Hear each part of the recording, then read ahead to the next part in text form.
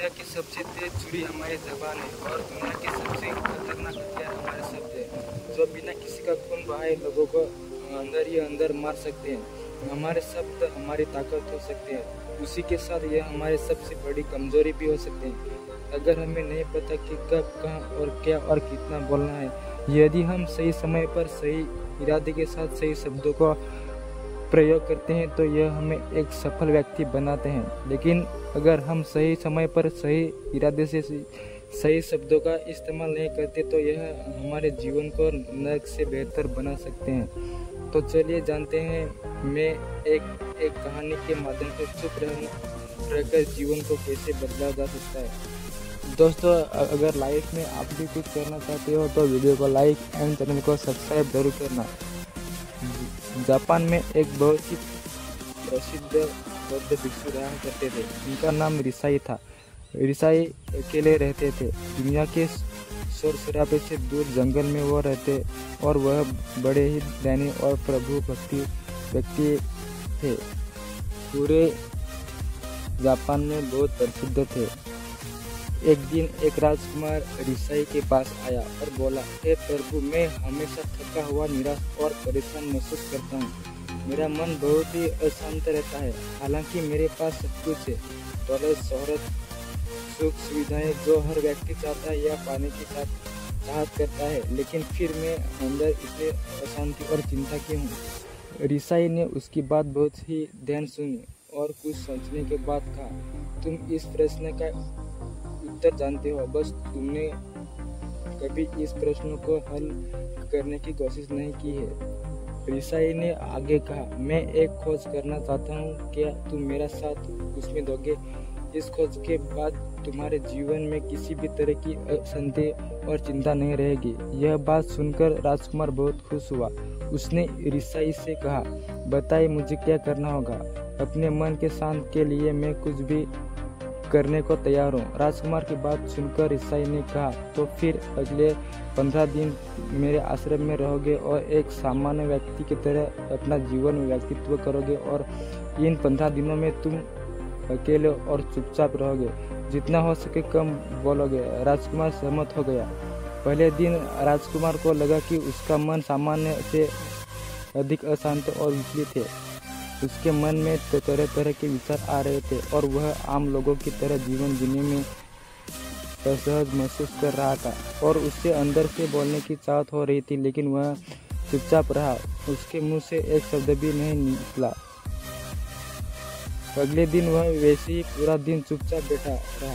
अगले 2 दिन 3 बस वह चुपचाप बैठे रहता, लेकिन रात होते ही उसे अंदर ही अंदर शांति का अनुभव होने लगा।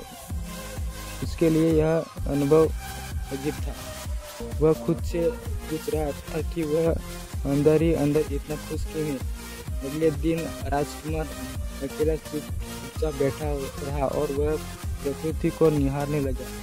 वह पौधों को, फूलों को, आकाश में उड़ रहे पक्षियों को देख रहा था। वह अपने जीवन में पहली बार यह अद्भुत रूप से महसूस कर रहा था कि उसके आसपास कितनी सुंदरता है। अब वह दिन भर प्रकृति की सुंदरता को निहारता रहता और ताजगी महसूस करने लग रहा था। इसी तरह से 10 दिन बीत गए और उसके मन की सारी बेचैनी, सारी हलचल और सभी तरह के तनाव गायब हो गए। 11वें दिन की सुबह राजकुमार फिर से एकांत में बैठ गया और कुछ ही मिनटों में उसकी आंखों में अपने आप बंद हो गए और वह गहरे ध्यान में चला गया। वह पूरे दिन वही पर ध्यान लगा के बैठा और गहरे ध्यान में डूबा रहा। ना कोई शब्द, ना कोई चिंता। राजकुमार भीतर से असीम शांति और आनंद से भर गया।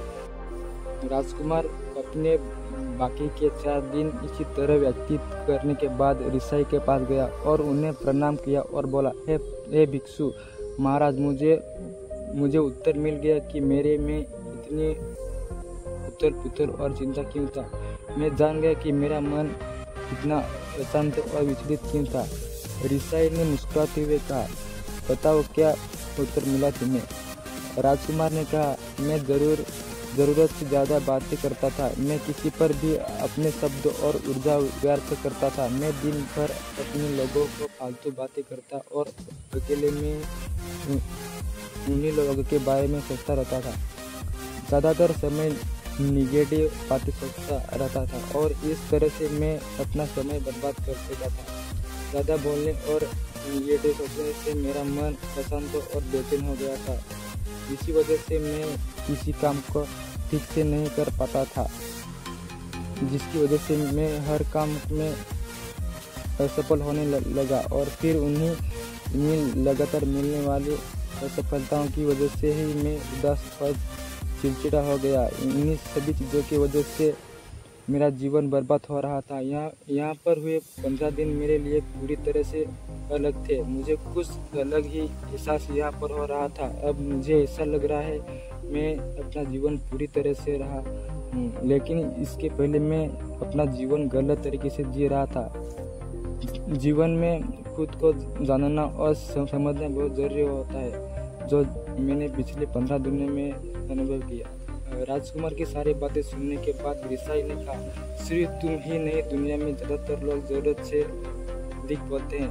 आज भी लोग ज़्यादातर समय केवल दूसरों को नीचा दिखाने के लिए ही बर्बाद करते हैं। रिसाई ने राजकुमार को चुप रहने का महत्व समझाते हुए कहा, एक बार गौतम बुद्ध से उनके एक शिष्य ने पूछा, आप ज़्यादातर चुप क्यों रहते हैं? तब बुद्ध ने उन्हें चुप रहने के फायदे को समझाते हैं। चुप रहने से व्यक्ति अंदर से आनंद, शांत और गहराइयों में होता है। मौन अपने भीतर उतरने की पहली सीढ़ी है। मौन के बिना खुद को जानना असंभव है। खुद को जानने और समझने का पहला नियम है मौन हो जाओ। कम बोले का कोई भी नुकसान नहीं है, लेकिन यदि आप ज़्यादा बोलते हैं तो आप अधिक गलतियां करते हैं। अगर व्यक्ति कम बोलना शुरू कर दे तो संसार की 90% मुसीबतें अपने आप ख़त्म हो जाएगी। जिसने मौन रहने की कला जान ली, वह भीड़ में भी अकेले रहने का कला जानता है। एकांत में दो आदमी आनंदित रहता है, दूसरों की उपस्थिति ही तो बेचैनी पैदा करती है। चुप रहने की शक्ति से अधिकतर ऊर्जा को बचा लोगे। इस कहानी से हमें यह सीखने को मिलता है कि चुप रहने में भी एक अद्भुत शक्ति होती है। अगर हम सही समय पर सही शब्द को प्रयोग करते हैं तो हम अपने जीवन को सकारात्मक दिशा में बदल सकते हैं। चुप रहने से हम अपने आत्मा की गहराइयों में जा सकते हैं और अंदर से शांति का अनुभव कर सकते हैं। इससे हमें अपने विचारों और भावनाओं को साफ करके अपने जीवन को सकारात्मक बना सकते हैं। चुप रहने की कला हमें सीखनी चाहिए ताकि हम अपने शब्दों का सही इस्तेमाल करके अपने और दूसरों के जीवन को सुधार सके। दोस्तों, कहानी कैसी लगी कमेंट करके ज़रूर बताना और वीडियो को लाइक एंड सब्सक्राइब ज़रूर करना। धन्यवाद।